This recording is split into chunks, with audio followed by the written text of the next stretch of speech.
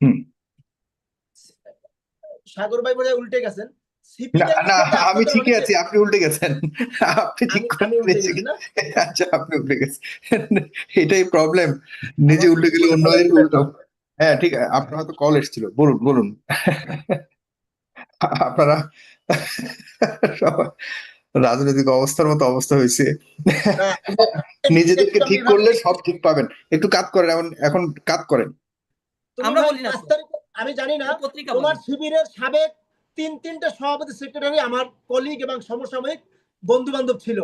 তাদেরকে 13, 14, 15 সালে যে পিটাইছে, ওই পিটান আপনাদেরও তোমরা পিটাইছে এখন তো যারা রাজনীতি মামুন করতেছো ভাই, ভাই। এটা আপনাদেরও পিটাইছে, শুধু ছাত্র শিবিরের পিটায় নাই, কারণ আমি বলছি সবাইকে যারা পিটাইছে, আমি বলতেছি, সবাই আমি বলছি পিটাইছে। পুলিশ পিটাইছে, ছাত্রলীগ পিটাইছে, আমাদেরকে যে অন্ধ মাইকটা হয়ে যায় দিছে। না, দলকানা হয়েন না ভাই।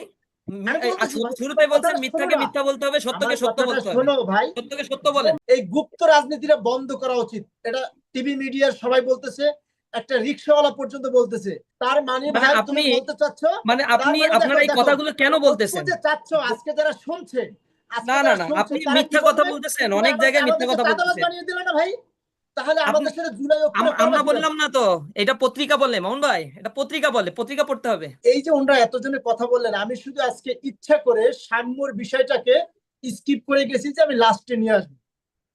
আপনি কি খেয়াল করেছেন, এই যে ঐক্য ধরে রাখবেন, একটা মানুষ মারা গেল, ঢাকা বিশ্ববিদ্যালয়ের শিক্ষার্থী সে, শুধু ছাত্রদল পরিচয় হওয়ার কারণে তার বিষয়ে এদের কোনো আর টুটা শব্দ নাই।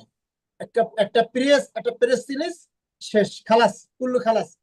তাহলে ঐক্যটা আপনি কি দিয়ে রাখতে চান? আদর্শ, আপনি শুধু বাকিদের আদর্শ অফ করে শুধু আপনার আদর্শ বাস্তবায়ন করবেন আর সাধারণ শিক্ষার্থীদের নামে চালাই যাবেন। আপনি দেখেন সিলেটের এমসি কলেজের যে দর্শক ছিল, উনি দর্শক এবং উনি শিবিরের একজন কর্মী হবেন, আমি প্রমাণ করে দিই।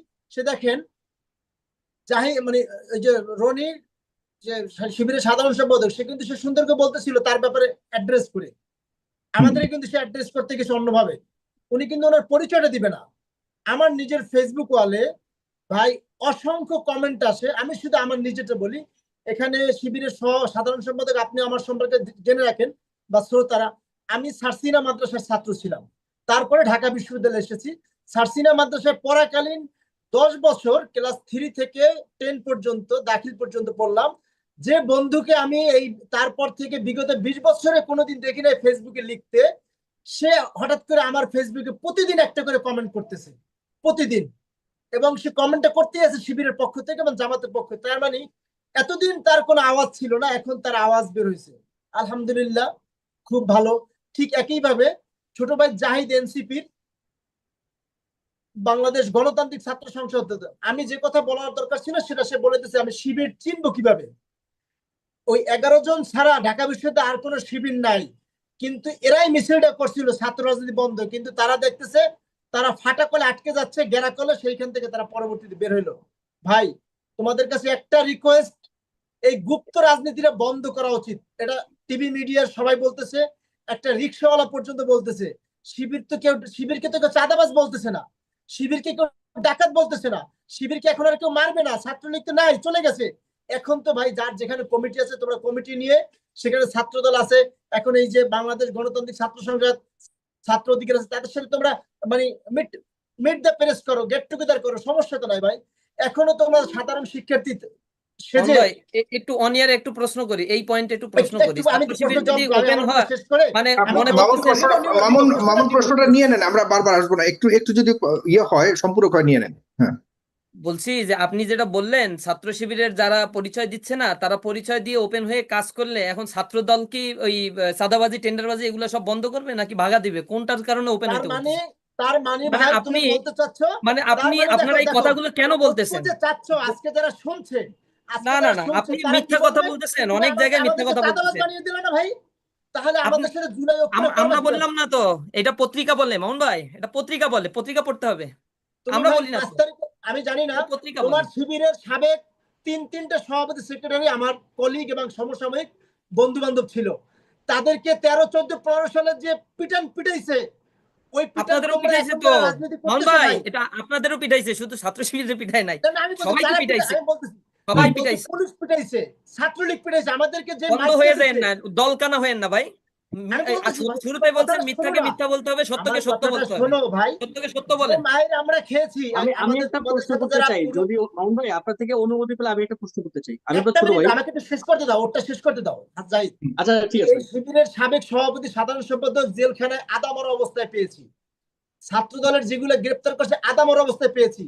আমাদের সাথে কিন্তু একটা এখনো চমৎকার বোঝাপড়া আছে, কিন্তু ভাই 5 তারিখের পরে তোমরা এসে এমন রাজনীতি শিখানো শুরু করলা, দেশের সিনিয়র সিটিজেন সিনিয়র রাজনীতিবিদদেরকে তোমরা থোড়াই কেয়ার করতেছো ভাই, নিজের বাবাকে পর্যন্ত কেয়ার করতেছে না অনেক ছাত্র মানে সমন্বয়করা, অথবা বৈষম্য বিরোধী নাম দিয়ে, অথবা 17 তারিখের আগের ছাত্রলীগ হঠাৎ করে 5 তারিখের পরে কেউ এনসিপির নেতা, কেউ শিবিরের নেতা, কেউ ছাত্র দলের নেতাও সাজছে। 17 তারিখ পর্যন্ত যারা মিছিল মিটিং করছে, ভাইয়া তুমি কিন্তু প্রশ্ন করছিলা, সেটার উত্তর একসাথে দিয়ে দিচ্ছি। তাদের ব্যাপারে আমাদের ফয়সালা কি?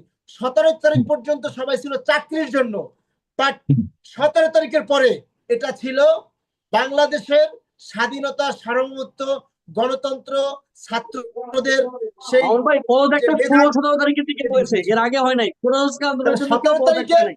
17 পদত্যাগ করছে তারিখের 16 আগে তারিখের যারা পরে কিন্তু। মিছিলে ছিল তারা 5 তারিখ পর্যন্ত ছিল না, 5 তারিখের পরে এসে তোমাদের বিজয় মিছিলে যদি অংশগ্রহণ করে বা আমাদের মিছিলে অংশগ্রহণ করে, তাদেরকে যদি আমরা নেই, এইটাকেই হচ্ছে আশকারা দেওয়া, এবং এদের কি হচ্ছে আমরা শেল্টার দিচ্ছি। এই জায়গা থেকে সব সংগঠনকে বিরত থাকতে হবে। হ্যাঁ, জি। দ্বিতীয় কথা হচ্ছে চট্টগ্রামের আরেকটা কেউ আর বলবেন জাহিদ না। হাসানের আরেকটা সম্পূরক প্রশ্ন থাকলে নিয়ে নেন। আমি একটা জাহিদ প্রশ্ন হাসান, করতে হ্যাঁ। চাই মামুন ভাই। হ্যাঁ জাহিদ ভাই বলো, আমি ভাই আপনার জাহিদ বলো। আমি আপনার বিশ্ববিদ্যালয়ের ছোট ভাই। ব্যাপারটা হচ্ছে মানে সাম্য আমাদের বন্ধু ছিল, আমরা একই সেশনে ছিলাম।